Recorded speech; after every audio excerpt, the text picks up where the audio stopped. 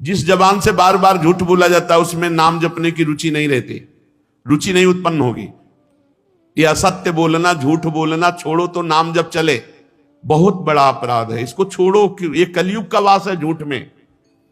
जो द्वित कीड़ा है उसका संबंध झूठ से है, और झूठ में कलयुग का वास है। झूठ बोलना, झूठे ही लेना, झूठे ही देना, झूठे ही भोजन, झूठ चवेना, एक सेकंड में पूरा का पूरा झूठ बोल जाना, इसको सुधार किया जाए। ये हमारी माया के द्वारा, मलिन वृत्ति के द्वारा हो जाता है, इसको हम ठीक करें। जब से मोबाइल भगवान की सृष्टि हुई तब तो झूठ के लिए तो मतलब बहुत बढ़िया रास्ता हो जाता है। एक सेकंड में झूठ बोल देते हैं।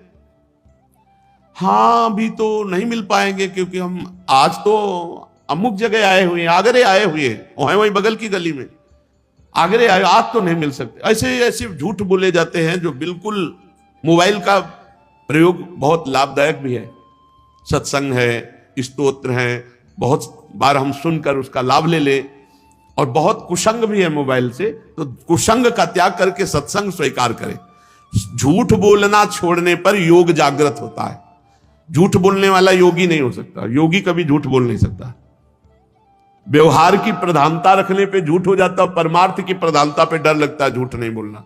जब व्यवहार की प्रधानता होगी तो झूठ बोलने में। और किसी की किसी भी वस्तु की चोरी ना करें।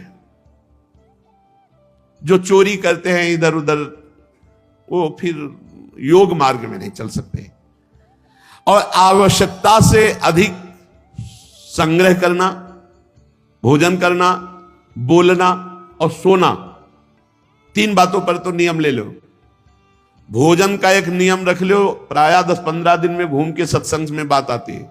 आपकी भोजन की एक मात्रा होनी चाहिए। एक दिन मात्रा तय कर लो, 1 कटोरी सब्जी, 1 कटोरी दाल और इतनी रोटी, इतना चावल, वो एक अपना तय कर लो कि इतने में हमारा पेट हो जाता है, बस उतना ही फिर नियम बनाओ। और धीरे धीरे एक एक कवल घटाओ, बढ़ाओ मती। एक एक गुलाब जामुन बढ़ाओ मती, उसे घटाओ। देखना, आप देखना बहुत आनंद रहता है जब आप अल्प आहार करेंगे। भजन की एक उन्मत्तता छाती है। आप कभी भी बैठ जाओ, भोजन पाया, 15 मिनट लेट गए, फिर बैठ गए, अपना भजन में लगे। और जब आप गले तक पाओगे तो शाम तक तो उसको पचने में ही पूरी जीवनी शक्ति लगानी पड़ेगी, और शाम के फिर बयारू करनी है। और नियमित भगवान की पूजा सेवा होनी चाहिए। हर घर में ठाकुर जी विराजमान होने चाहिए।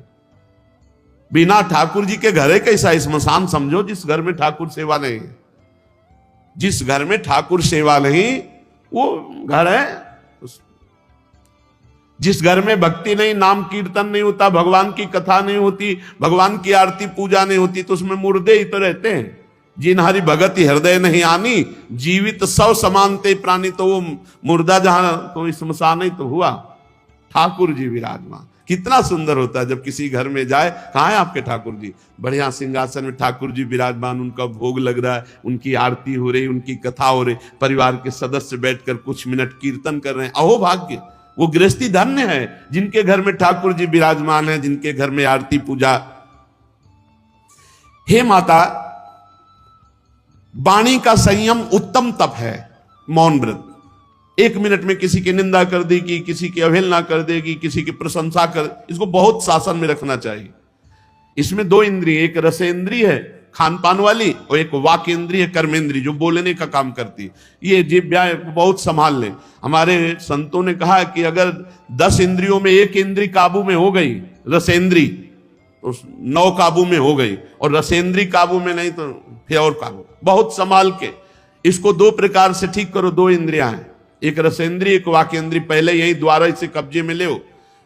जिसका भोजन नीरस उसका भजन सरस, जिसका भोजन सरस उसका भजन नीरस। पक्की बात है, अनुभव गम्य, अनुभव की बात कहते हैं।